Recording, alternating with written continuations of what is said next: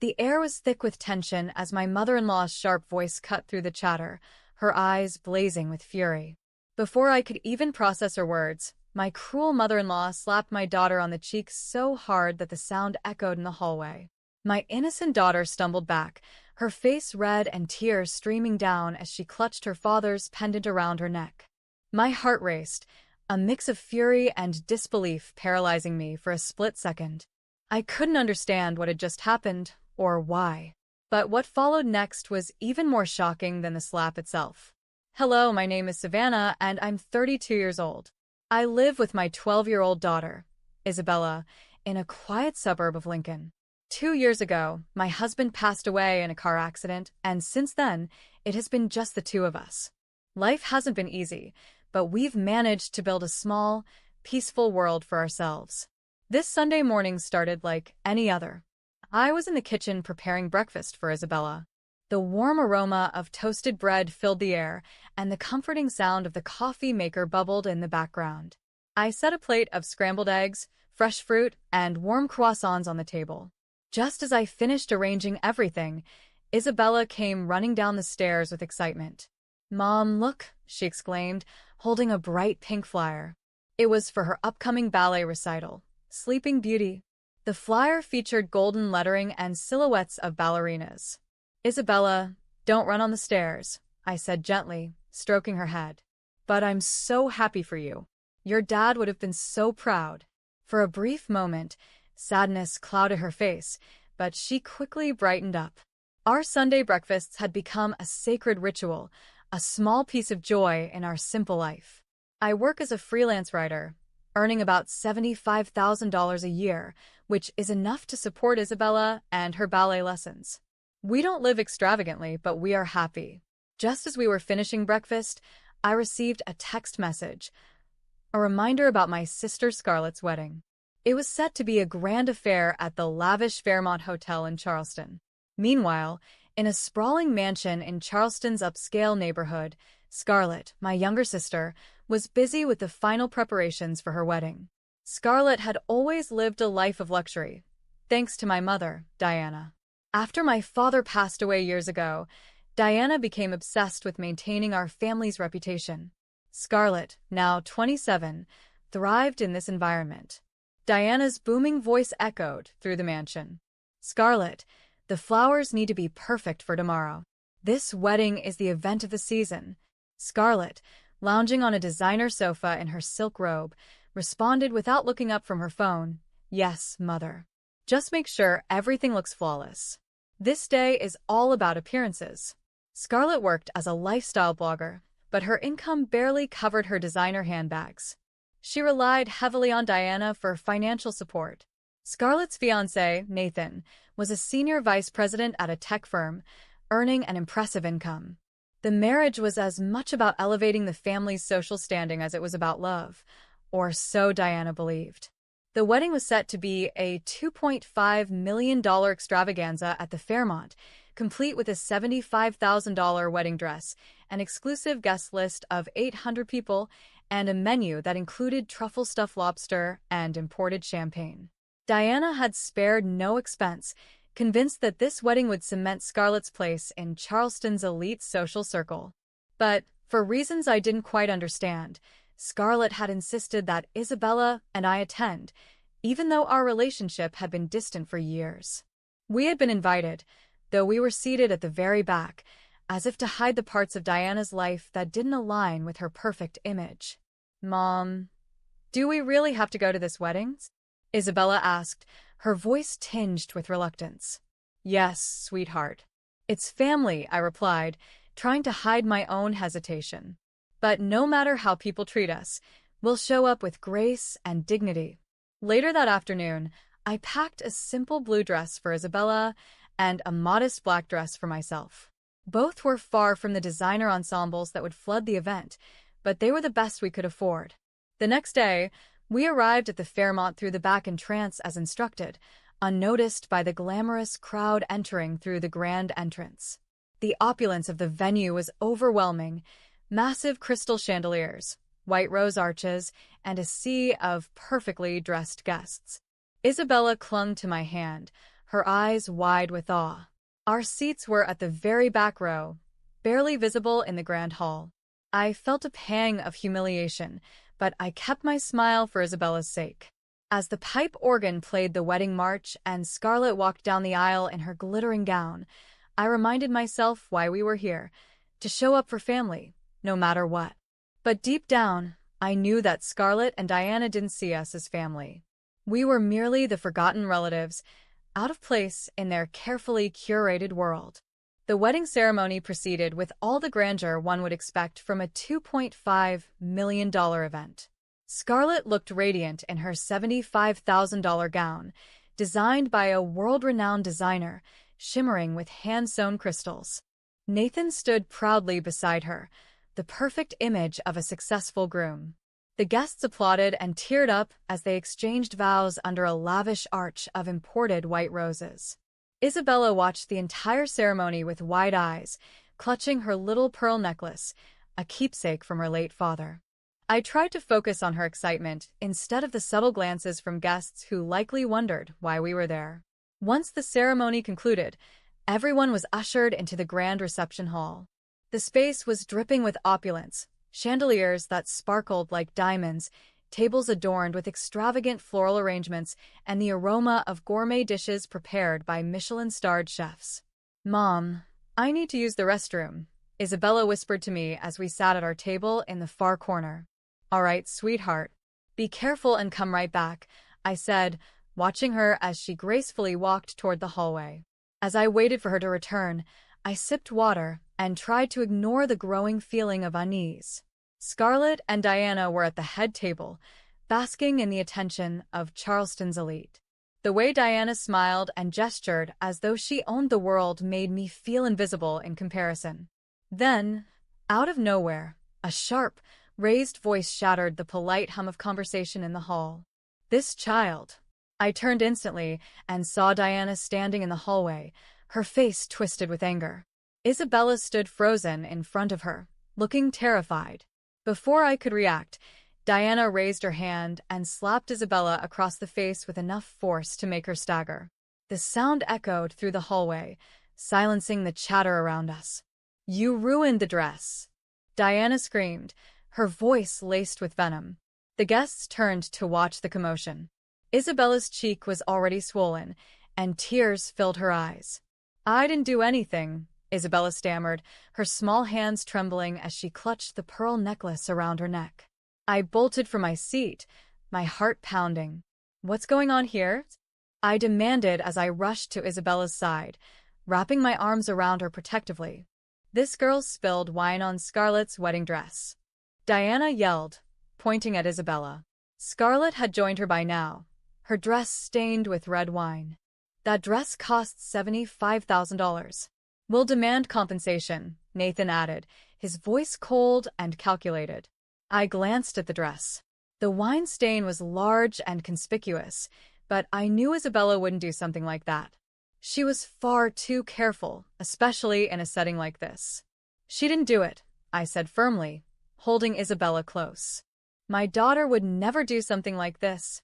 Diana scoffed, her expression full of disdain. "Are you calling me a liar?" "I'm saying we should check the security footage," I shot back. At that, a flicker of panic crossed Diana's face, but she quickly masked it. "That won't be necessary," she said, her voice faltering slightly. "Oh, it's very necessary," I replied, my voice unwavering. "If you're so certain my daughter is guilty, let's prove it." The guests murmured amongst themselves, and tension filled the air as the hotel's head of security, a man named Michael Collins, stepped forward. "Let's resolve this matter properly," he said calmly. "We'll review the footage." Diana's confident demeanor began to crumble as we were escorted to the security room. The security room at the Fairmont Hotel was dimly lit, with rows of monitors displaying every corner of the lavish venue. Michael Collins, the head of security, calmly seated himself in front of the monitors and began pulling up the footage of the hallway where the incident had occurred. I stood with Isabella by my side, holding her close. Her cheek was still red and swollen from Diana's slap, and I could feel her trembling against me. "Diana, Scarlett, and Nathan stood on the other side of the room, their earlier confidence replaced with visible unease. "Show us the footage," I said, my voice firm but quiet. Michael fast-forwarded through the hallway camera feed until Isabella's figure appeared on the screen. She was walking quietly toward the bathroom, her posture graceful, as always, thanks to her ballet training. My heart ached seeing her innocence so clearly on display. The footage continued, and 2 minutes later, Scarlett and Nathan entered the hallway. Nathan was holding a small bottle in his hand. He uncapped it, and with a quick motion, he poured its contents onto Scarlett's dress. The entire room froze as the footage showed Scarlett gasping theatrically and pretending to examine the stain. Just as planned, Diana suddenly appeared and stormed toward the hallway. The video clearly showed her spotting Isabella, who was just walking back from the bathroom. Without hesitation, Diana raised her hand and slapped Isabella hard across the face. "This is clear evidence," Michael said, his voice calm but authoritative.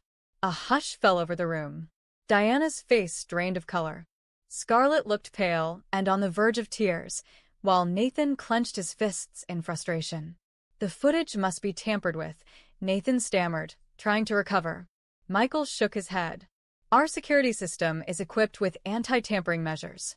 All footage is time-stamped and digitally verified. There's no doubt this is authentic." I turned to Diana, my anger barely contained. "You slapped my child, framed her for something she didn't do, and humiliated her in front of everyone. And for what? To protect your precious dress." Diana avoided my gaze, her usual arrogance shattered. Scarlett started sobbing quietly, while Nathan stood frozen, clearly realizing the plan had backfired. "We need to call the police," Michael said, breaking the silence. "No, wait," Diana pleaded, her voice trembling. "We can resolve this privately. I'll pay for the damage. I'll do whatever it takes. Just don't involve the authorities." But I wasn't having it. "You think you can buy your way out of this?" I snapped. "You tried to destroy my daughter's dignity to save your own pride. That's not something money can fix." Michael nodded at my words. "This incident goes beyond a simple misunderstanding. It's a matter of fraud and assault."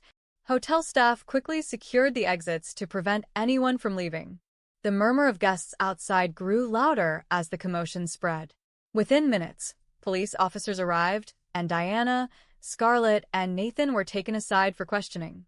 Isabella clung to me, still shaking but beginning to calm down. "I didn't do anything wrong, Mom," she whispered, her voice small. "I know, sweetheart," I said, stroking her hair. "And now everyone else knows too." As the police began reviewing the evidence, the truth about Diana's financial troubles came to light. Scarlett's wedding, the $75,000 dress, and even the luxurious decorations were all part of a grand plan to commit insurance fraud. The wine stain was supposed to justify a fraudulent claim that would have paid for their lavish lifestyle. The enormity of their scheme began to unravel, and I held Isabella close, grateful that her innocence had been proven. As the police investigation continued, more shocking details came to light. Diana's once grand empire was crumbling under a mountain of debt. Scarlett's $2.5 million wedding was part of a desperate plan to maintain their illusion of wealth and social status. Even Nathan, who had seemed like a successful tech executive, was involved in fraudulent activities within his company. The police reviewed additional evidence, including emails and text messages, revealing that Diana, Scarlett, and Nathan had meticulously planned the scheme weeks in advance. Their intention was to file an insurance claim, blaming the damaged wedding dress, which they had stained themselves, for the exorbitant wedding costs. The betrayal stung, but not as much as seeing how willing they were to harm Isabella in the process. She was just a child, and they had tried to sacrifice her innocence to cover up their lies. "Mom, why would they do this to me?" Isabella whispered, her voice trembling. I knelt to her level, holding her shoulders gently. "Sometimes, people let their greed and desperation take over, sweetheart. It's not your fault. You didn't do anything wrong." The lead detective, a tall woman named Detective Harris, approached us. Her expression was kind yet professional. "Ms. Bennett, We've reviewed the security footage and collected enough evidence to proceed with charges. Your daughter's innocence is clear. We'll make sure justice is served. I nodded, feeling a mixture of relief and exhaustion. Thank you, Detective. I just want my daughter to feel safe again. As the investigation unfolded, the guests who had once admired Diana's wealth and social influence began to distance themselves. News of the scandal spread quickly, and the once celebrated wedding became the talk of Charleston for all the wrong reasons. 3 hours later, Diana, Scarlett, and Nathan were officially arrested for insurance fraud, conspiracy, and assault. The wedding was abruptly canceled, and the grand reception hall, once filled with opulence, now stood eerily quiet as guests trickled out in disbelief. Before we left the hotel, Detective Harris approached us again. Ms. Bennett, there's another matter I'd like to discuss with you. We've uncovered fraudulent activities in Nathan's company, and Diana's estate is bankrupt. They're going to face serious legal consequences for this. I nodded, still processing everything. Thank you for ensuring the truth comes out. As Isabella and I walked out of the Grand Hotel into the quiet evening, she held my hand tightly. The cool spring breeze brushed against us as we left behind the chaos and deceit of the day. Mom, do you think they'll ever change? Isabella asked softly. I sighed, glancing at her. I don't know, sweetheart. But what matters is that we're stronger because we stood up for the truth. That's what your dad would have wanted. We headed home, our small house in Lincoln feeling like a sanctuary after the drama. I held Isabella close that night, vowing to protect her from anything that could hurt her again. 3 weeks later, the Charleston County Courthouse was packed as the trial of Diana, Scarlett, and Nathan began. The once celebrated socialites were now defendants in a high-profile case of fraud and assault. Isabella and I sat quietly in the gallery, awaiting the proceedings. I held her hand, hoping to give her strength. The prosecutor, a sharp and composed woman named Amanda Reese, presented the case with precision. This is not just a case of attempted insurance fraud, she began, her voice resonating through the courtroom. This is a case of inhumane actions, a mother and daughter orchestrating a scheme so desperate that they resorted to framing an innocent 12-year-old child. The evidence was overwhelming. Security footage, text messages, and financial records laid bare the intricate plot. Scarlett and Nathan's staged wine stain, Diana's assault on Isabella, and their intent to use insurance money to cover the wedding's $2.5 million cost were all meticulously detailed. Diana sat stoically, her usual air of arrogance replaced with a forced composure. Scarlett, however, was visibly distressed, while Nathan fidgeted uncomfortably, unable to meet anyone's gaze. When it was time for Isabella to testify, my heart sank. I didn't want her to relive the trauma, but her courage amazed me. She stepped up to the witness stand, her voice steady as she recounted what had happened. Mrs. Williams accused me of something I didn't do, she said, her small hands clutching the microphone nervously. She slapped me and said I ruined the dress, but I didn't even touch it. Her words brought tears to my eyes, and I could see several jurors exchanging sympathetic glances. The defense tried to argue that Diana's actions were a momentary lapse in judgment due to the stress of the wedding, but Amanda Reese countered firmly. A lapse in judgment doesn't involve weeks of planning or attempting to destroy the reputation of a child. As the trial continued, shocking revelations emerged. Financial experts testified that Diana's estate was over $20 million in debt, and Nathan's tech firm had lost $12 million due to his fraudulent investments. Scarlett admitted under questioning that she had been complicit in the plan because she feared losing her mother's approval and the lifestyle she had grown accustomed to. The jury deliberated for 3 days before returning with their verdict. The courtroom was silent as the judge read the sentences. Diana Williams, 8 years in prison and a $4 million fine for fraud, conspiracy, and assault. Nathan Cooper, 10 years in prison and a $6 million fine for fraud and financial crimes.